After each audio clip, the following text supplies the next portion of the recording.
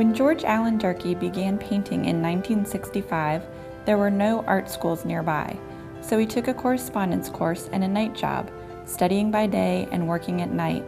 Once the course was complete, he quit his night job, and with 12 days of vacation pay in his pocket, he became a full-time painter. For the next few years, he painted from town to town and traded art for dollars. Within 6 months, his paintings hung in a gallery between the works of Picasso and Moreau. After living and painting in San Francisco for nearly 20 years, George moved to the foothills of the Sierra Nevada in Northern California. You can view more of his work at gadurkee.com or at the Art Gallery in Murphys, California, owned and operated by George and his wife. In this video workshop, George will demonstrate the process of painting a landscape in oil from life, giving you the tools to bring a greater authenticity to your work.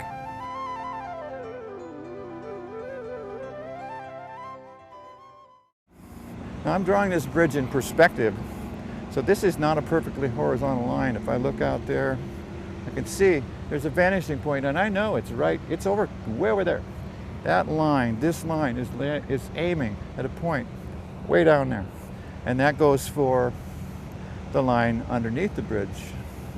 Here we have this. Again, I want to make sure this and this are not the same. It's almost, but not quite. This is the bridge. I'm not real concerned about exactly duplicating that bridge. I just want the general feel of it. Just locating the main shapes. I'm not trying to draw every little thing there is in that has to do with that bridge. It's not really important. I'm not making outlines that I'm going to fill in between. I'm not thinking of it in that way. I'm thinking of it as the mass of the bridge. The mass, the whole form of the bridge. Look at there. See it? Feel the form. Forget the lines. Lines are convention we use to contain objects. But pretty soon those lines disappear and we have the mass. So let's just start thinking mass right to start with. Okay. Now, in this is falling together, I think. This is going to work. I'm seeing that white building back there. I don't know what it is, but what I'm seeing is it looks like it's right about here, and look what happens. Look, look. 1, 2. It's very close to the center. Not a good thing. So I'm going to have to move that one way or the other right off the bat.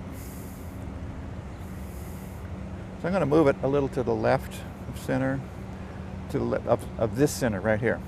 So we're composing, and this side of it, I don't want that to be halfway either. I'm thinking this thing of spatial divisions. It's just a constant tendency to put things right in the middle, which my wife Sharon calls regression to the mean. So we want this somewhere, wherever this halfway point is, that's where I don't want the edge of the building to come to, okay? So move over just a little bit even. There, okay. The top of the building is up there about, and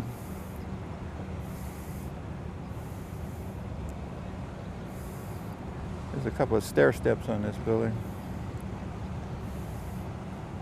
Now what I'm, just intuitively I'm saying, that's not going to work. It feels like it's in the middle there. I think I've kind of got it where it actually is, and at the same time, I've kind of got it where it's not going to work as a composition. So I'd rather put it somewhere where it isn't than to have a painting that doesn't work, given the choice between the two. So I'm going to move it one way or the other. I'm going to put it over here. I like that better, don't you? Isn't that more pleasing? You see it? The distance here and the distance here, way better. Another building over here. Building back here. We don't have to draw all these out. We'll draw them as we paint them.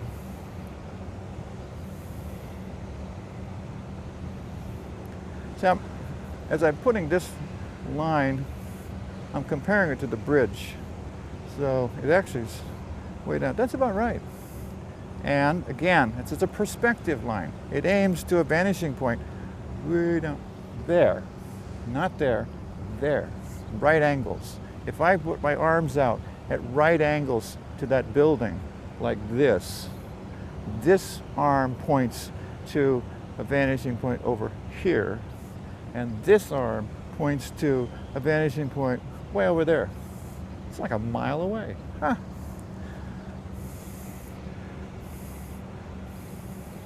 You might want to just have a tendency to just make those horizontal. No, don't do that. Think where the perspective, where the vanishing point is. All of these lines, which are actually horizontal to the world and are parallel with each other, all point to the same point. Okay. Let's see here. A couple other buildings here. We just kind of get that started a little bit. Okay.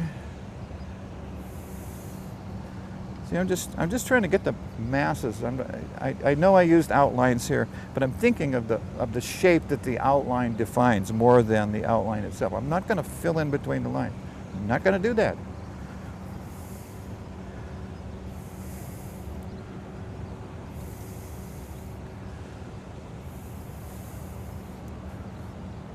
Here's the edge of the river here. This is the Ohio River. Haha. It actually runs downhill in this direction, but from where I'm looking with perspective, this line appears to go uphill a little bit. And it does not go uphill so much that it meets that perspective line, because then the river would be perfectly level and it'd be a lake, not a river.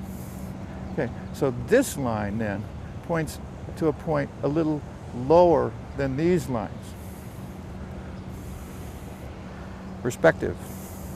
That's a whole other thing that is not in the other video. Crash Course in Color Theory. That's my other video by ArtistsNetwork TV. However, in my book, Expressive Oil Painting by Northlight Books, you'll find a section on perspective drawing.